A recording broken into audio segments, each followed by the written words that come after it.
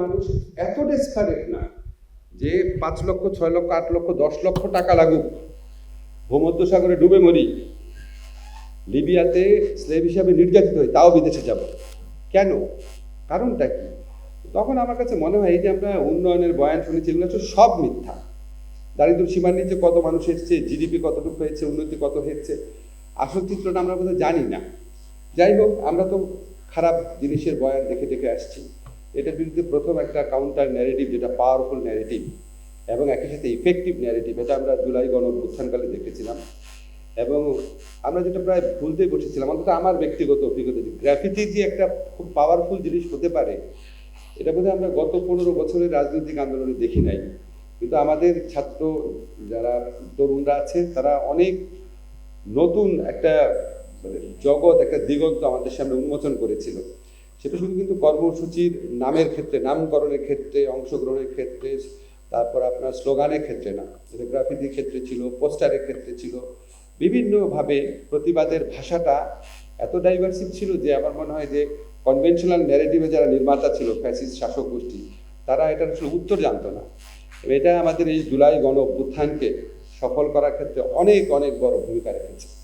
এখানে আমরা রাজপথে যারা লড়াই করেছে, যারা আহত হয়েছে, নিহত হয়েছে, তাদেরকে চিনি।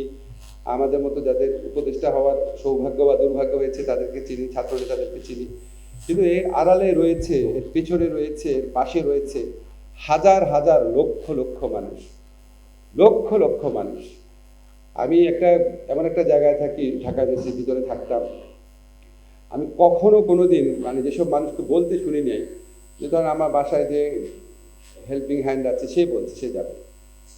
তারপর আমি কি বলবো, আপনাদের নাম বলছি না, মানে যারা ওই আমলের ওই ফ্যাসিস্ট শক্তির লোক ছিল, তাদের কারো কারো কথাও শুনতাম শেষ দিকে, যে তাকে তার বাচ্চা ধিক্কার দিচ্ছে, লজ্জা লাগে না তোমার, আমি যাব, তুমি না যাও।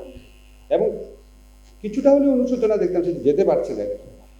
তো এইরকম একটা এত ব্যাপক গণ আন্দোলন, এটা তৈরির ক্ষেত্রে এটা অনেক আমরা অশ্রুর কথা জানি, অনেক বেদনার কথা জানি, অনেক দুঃখের কথা জানি। এটার পাশাপাশি আরেকটা চিত্র হচ্ছে অনেক উদ্ভাবনী কিছুও ছিল। সেটাই ছিল আমাদের এই দেবাশিস চক্রবর্তী, ওনার পোস্টার, এটা একটা বিরাট প্রমাণ।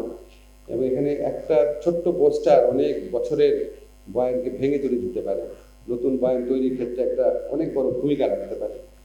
উনি, আমি মানে তখন ফেসবুক বেশি ফলো করতে পারতাম না, সময় থাকতো না, রাস্তায় থাকতাম বা লুকিয়ে থাকতাম, আর ফেসবুক দেখাও যেত না আপনার। তো আমি অনেকের মুখে শুনতাম যে ওনার যে পোস্টারগুলো আছে, এটা কি জোরালো ভূমিকা রাখছে, শুধু সময়ের ডকুমেন্টেশন না, ওই সময়ের আন্দোলনকে বেগবান করার ক্ষেত্রেও ভূমিকা রেখেছে। এখন যখন শিল্পকলা একাডেমি থেকে প্রদর্শনী আয়োজন করা হচ্ছে, আমার মনে হচ্ছে এটা এগুলি জিনিস থেকে যায়।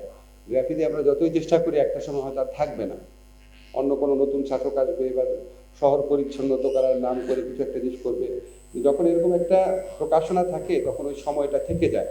পরবর্তীকালে যদি কেউ মিথ্যা বয়ান তৈরি করতে যায়, বা কেউ যদি সত্যি বয়ানটা ভালোভাবে তুলে ধরতে যায়, এটা একটা বিরাট ভূমিকা রাখে।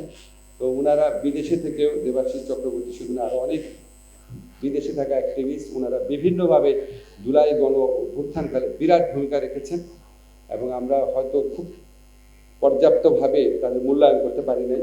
শিল্পকলা একাডেমি আজকে যে অনুষ্ঠানটা আয়োজন করেছে, সেটাই সেজন্য আমার ভালো লাগছে উদ্যোগটা। আমি এই পোস্টারগুলো নিজের চোখে দেখার জন্য অপেক্ষা করছি, আপনারা অপেক্ষা করছেন নিশ্চয়ই। এই জন্য বক্তব্য দীর্ঘ করছি না। সবাইকে ধন্যবাদ, এই অনুষ্ঠানের আয়োজককে ধন্যবাদ।